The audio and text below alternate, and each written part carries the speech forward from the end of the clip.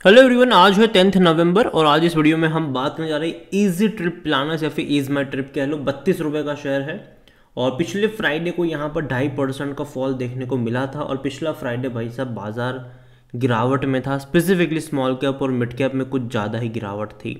और is my trip अगर आप देखो तो भाई साहब लगातार यहाँ पर तो करेक्शन बन ही रहा है और दिवाली के टाइम पर थोड़ा बहुत तेज़ी दिखाने का काम किया ज़रूर था, लेकिन पिछले 2 ट्रेडिंग सेशन से फिर से गिरावट देखने को मिल रही है। और बोनस को लेकर भी चर्चाएं यहाँ पर ज़रूर देखने को मिली है, बात करेंगे उसके बारे में भी। लेकिन उससे पहले अगर आपने अभी तक चैनल को सब्सक्राइब नहीं किया है तो प्लीज़ अभी इसे सब्सक्राइब कर लीजिए, क्योंकि आगे भी बहुत सारे वीडियोस हैं जो आपको काफ़ी ज़्यादा हेल्प करेंगे। तो 32 रुपये का शेयर है इजी ट्रिप प्लानर्स या फिर इज माई ट्रिप आप इसको कह लो। और देखा जाए तो यहाँ पर 6.5% का फॉल देखने को मिला ज़रूर है एक महीने में, और एक साल में अगर हम देखें तो 24% की गिरावट है। वो लगातार गिरा है, ये बीच में अगर इसने अटेम्प्ट भी करा है तो और बड़ी गिरावट है। स्पेसिफिकली जो गिरावट हमें देखने को मिली वो 24 सितंबर के बाद कुछ ज़्यादा ही थी। और उसकी वजह ये थी कि भाई साहब प्रमोटर ने बड़ी क्वांटिटी बेची थी, और जैसे ही प्रमोटर ने एक ही झटके में 14% का स्टेक बेच दिया, उसके बाद हालत बद से बदतर हुई इसकी और लगातार गिरता हुआ ये नज़र आया। दिवाली के टाइम पे तेज़ी ज़रूर आई है और फिर से गिरावट अब देखने को मिल रही है, तो बात करना बनता भी है। तो यहाँ पर अगर आप देखो तो भैया 5 साल का ग्राफ देखो तो 38% का गिरावट है। पहले तेज़ी थी, बाद में गिरावट है। और अगेन कह लो ये जो मेजर फॉल आप देख रहे हो ये एडजस्टमेंट है बोनस और स्प्लिट वाला। और जहाँ तक वॉल्यूम्स की बात करें तो 75 लाख से भी ज़्यादा के शेयर्स ट्रेड होते हमें नज़र आए थे फ्राइडे को। 73 रुपीज़ का इसका ऑल टाइम हाई, लेकिन अगेन मैं कह दूँ ये उससे ज़्यादा प्राइस पे ट्रेड कर चुका है। और ये 10 रुपये का लो है जो कि कभी नहीं गया। ये पूरा का पूरा इसका एडजस्टेड प्राइस है।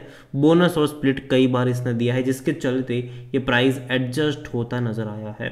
मार्केट कैप 5,700 करोड़ के आसपास देखने को मिल रहा है। कंपनी के बारे में अगर हम बात करने जाए तो कंपनी में according to money control user हर कोई कह रहा है खरीदारी करो। अगेन ये यूज़र का कहना है, अगर आप भी यहाँ पर आकर कुछ भी कर दोगे तो वो उसको काउंट कर लेगा।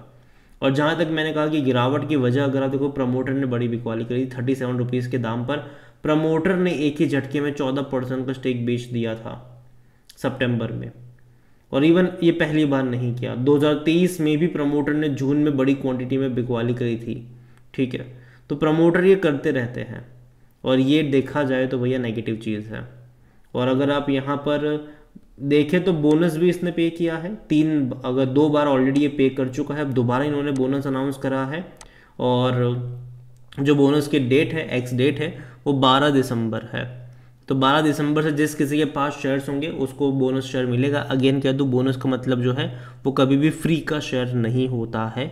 अगर 12 दिसंबर से पहले अगर मान लीजिए कि शेयर 32 रुपये पर ट्रेड कर रहा होगा तो 12 दिसंबर के बाद वो शेयर एडजस्ट होकर 16 रुपये पर ट्रेड करना शुरू कर देगा। भले ही आपके शेयर नंबर डबल हो जाए, लेकिन प्राइस भी उस तरीके से एडजस्ट होता ज़रूर है। तो जैसे कि मैंने कहा बोनस कभी भी फ्री का शेयर नहीं होता, तो ये कभी भी आप मत सोचिएगा कि भैया फ्री के शेयर मिल रहे हैं। और ये स्प्लिट भी हुआ है, अगर आप देखो तो 1 पे 2 शेयर आपको यहाँ पर मिले भी है। तो भैया जो बड़ा गेम इसने खेला है वो 2022 में ही खेला था। पहले बोनस दे दिया, फिर अगेन बोनस दे दिया, फिर अगेन स्प्लिट हो गया उसी साल।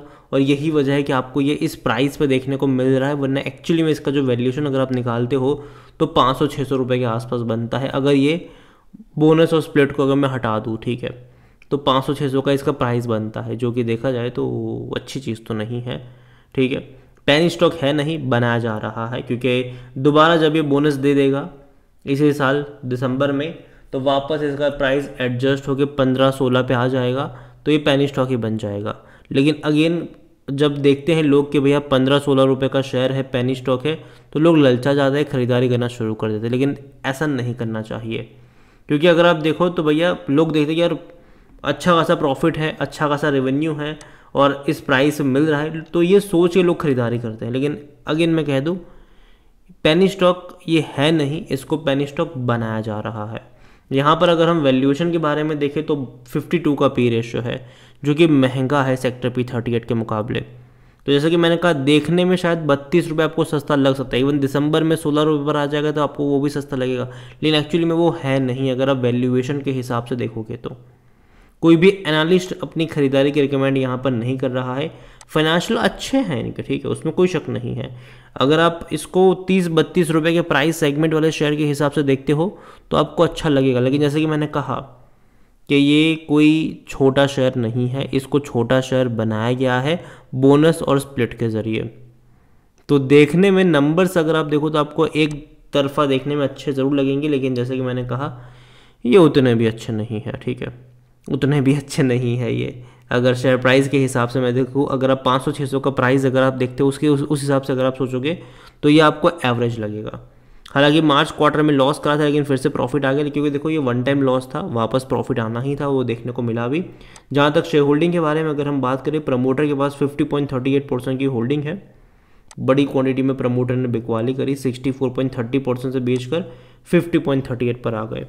और उसके सामने ऐसा भी नहीं कि इंस्टीट्यूशन ने खरीदारी करी हो, नहीं, म्यूचुअल फंड के पास सिर्फ 0.18% का स्टेक और वो भी लगातार बेचते ही आए हैं।